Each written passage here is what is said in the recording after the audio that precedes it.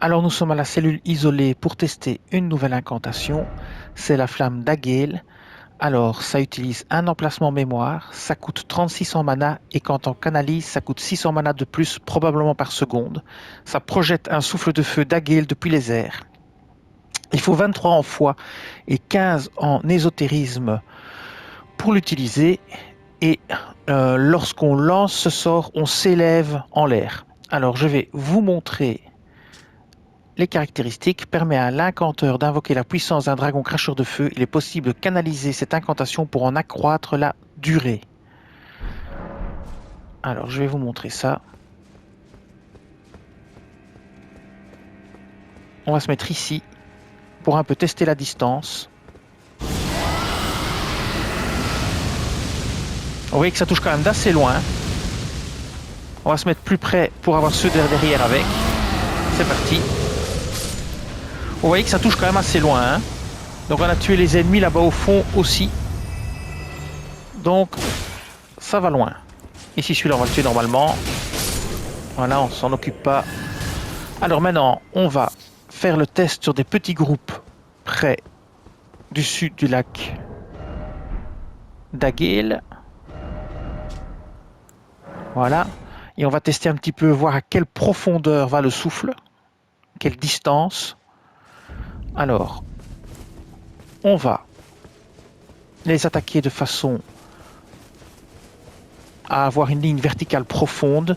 Donc on va les contourner ici, les soldats, par la droite. Puis on va revenir sur la gauche pour avoir une longue ligne droite verticale de soldats en face de nous pour pouvoir tester le souffle. Et on fera le souffle en canalisé. Donc ici, voilà, c'est parti. C'est le bon moment. On y va. Et bien vous voyez, ça fait quand même un bon couloir de feu. Et voilà, ils sont tous morts. Ah non, il en reste un. Voilà. Terminé. Donc ça va quand même assez loin. Ça fait quand même un assez large couloir. Il n'est pas extrêmement large, mais c'est pas si mal. Alors maintenant, on va tester ça sur le chevalier de Lendel. Donc on va aller à la cabane de l'artiste. Ici. Alors il faut s'attendre à ce que ce soit efficace dans son dos quand on le prend par surprise, mais que son bouclier bloque les dégâts de feu et que là on fasse très peu de dégâts. C'est déjà ce qui est arrivé avec l'autre sort, souffle de dragon ou quelque chose comme ça. C'était le sort précédent qui a été testé dans la liste des sorts et des incantations.